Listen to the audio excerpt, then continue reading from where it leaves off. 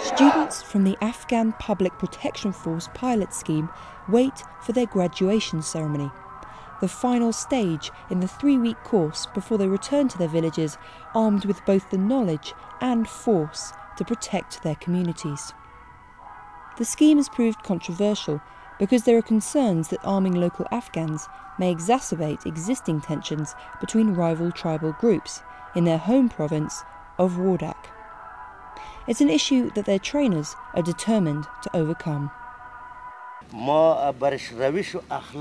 We teach them the right behaviour and morality towards the people, how police should be in society. Then we give them information about the enemies, about their goals, what they want from us and why they're in Afghanistan. Then we give them practical training in checkpoints, IEDs, explosives and first aid. The 3 weeks of intensive training at Camp McKiernan in Lagman province provides them with the skills to protect their schools and hospitals from the threat of the Taliban.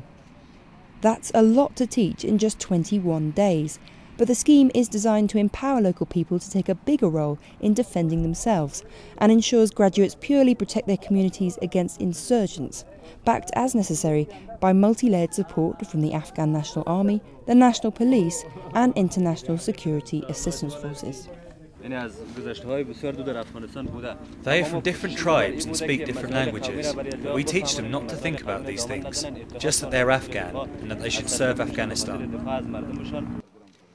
While the programme may have an Afghan backbone, it's also supported fully by ISAF Command. This is purely an Afghan initiative to develop a bottom-up approach, a community-based approach to improve security, to have a voice to the provincial governor, to prioritize requirements in the community.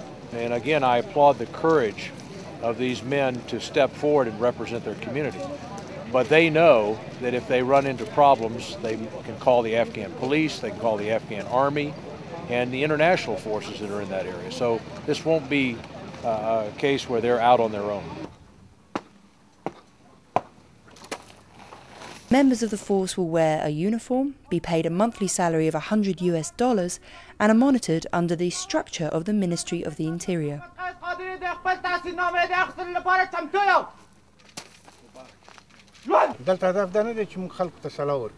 We're not just issuing weapons without supervision.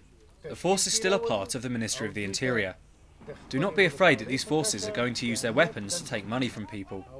The men chosen here have to be signed off by 2 of the council directors and the main district leaders.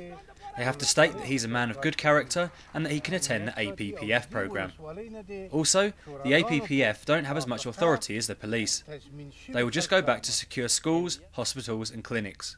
That's it.